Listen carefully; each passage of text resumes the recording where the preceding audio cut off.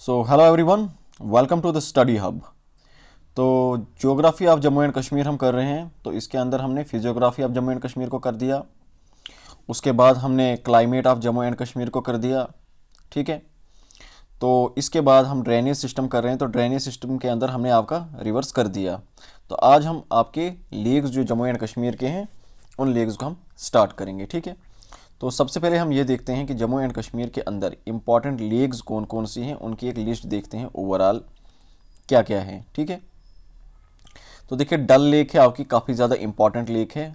नगीन lake है, आंचार lake है, Manasbal lake है, Wular lake, Kousarnag lake, Gangabal lake, Nundkol lake, Gadsar lake, Kishansar lake, Vishansar lake, Mansar lake, Surinsar lake. इसी तरह से बाकी भी और भी बहुत सारे लेक्स हैं, वेटलैंड्स हैं, जिनको हम आने वाले टाइम में कवर करेंगे। ठीक है। तो आज हम सबसे पहले स्टार्ट करते हैं डल लेक से।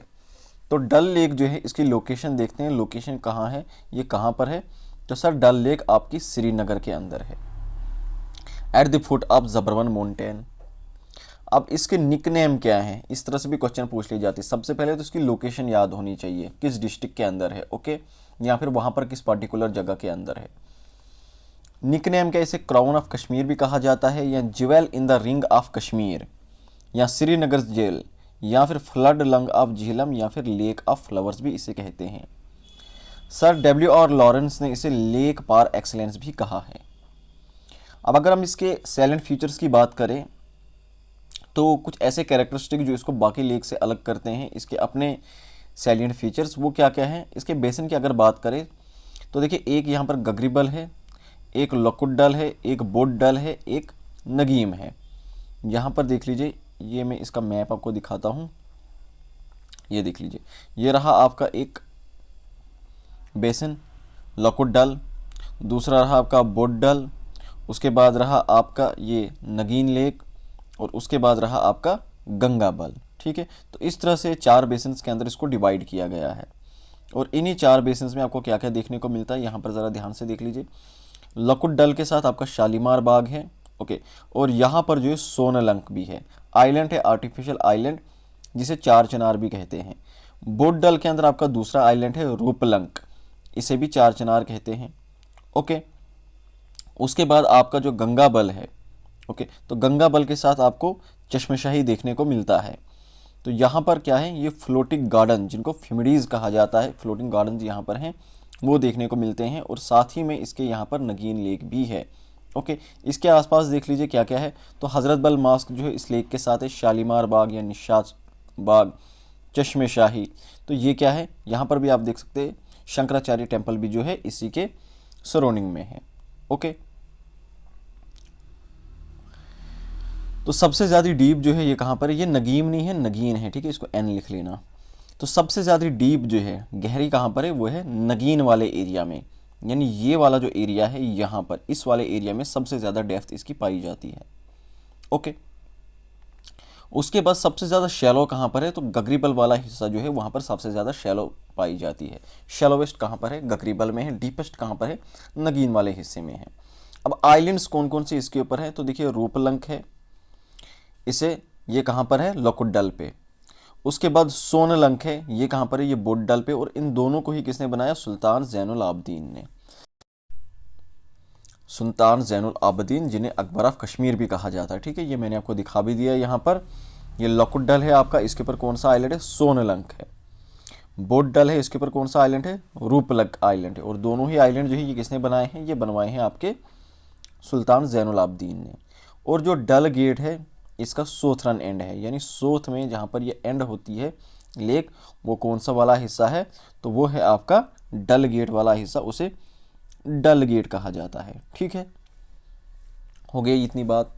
अब कुछ और एडिशनल इंफॉर्मेशन इस लेक के बारे में। देखिए, ये सेकंड लार्जेस्ट लेक है इन टर्म ऑफ वॉल्यूम, यानी अगर हम देखें पानी के हिसाब से, पानी कितना इसके अंदर है, एरिया की बात नहीं हो रही, पानी कितना ज़्यादा है वॉल्यूम के हिसाब से, तो सबसे बड़ी लार्जेस्ट लेक जो है वो है वुलर लेक। और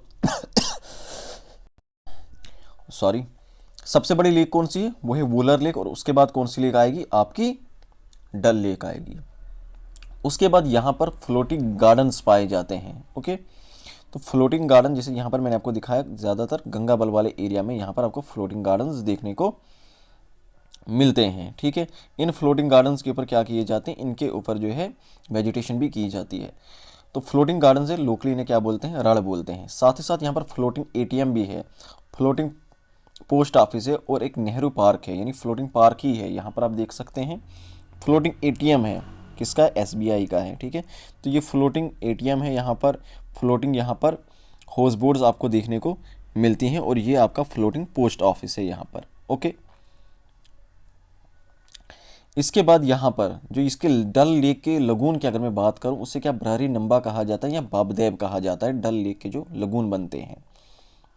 1883 के अंदर पहली बार एम.टी. केनर्ड ने जो है आइडिया दिया था हाउस बोट्स के बारे में कि हमें यहाँ पर क्या करने होंगे, हाउस बोट्स यहाँ पर बनाने होंगे, जिससे क्या होगा, टूरिज्म को मतलब एक अट्रैक्शन सी मिलेगी, एक इन्फ्लक्स जो है टूरिज्म का यहाँ पर बढ़ना स्टार्ट हो जाएगा वैली के अंदर। ठीक है, क्योंकि एक नया एक्सपेरिमेंट होगा वैली के अंदर फ्लोटिंग बोर्ड्स का, तो ऑब्वियसली लोग क्या हो जाएंगे, अट्रैक्ट हो जाएंगे उस चीज़ की तरफ, तो इससे एक बूस्ट मिलेगा टूरिज्म को।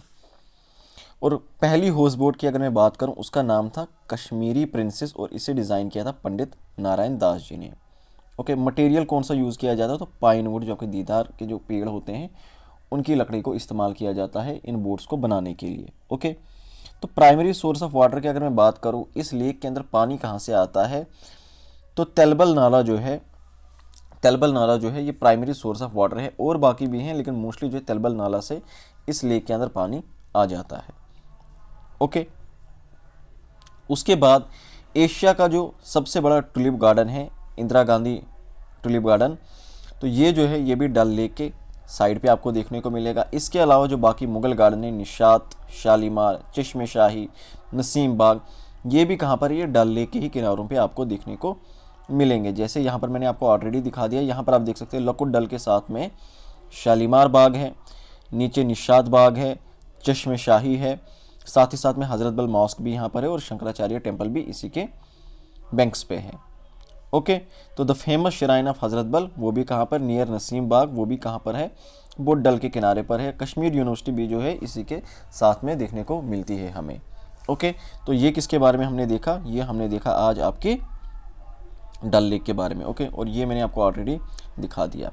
अब बात करते हैं आइलैंड्स के बारे में। जैसे मैंने आपको ऑलरेडी बता दिया कि एक तो यहाँ पर सोनलंक है और दूसरा क्या है, रूपलंक है।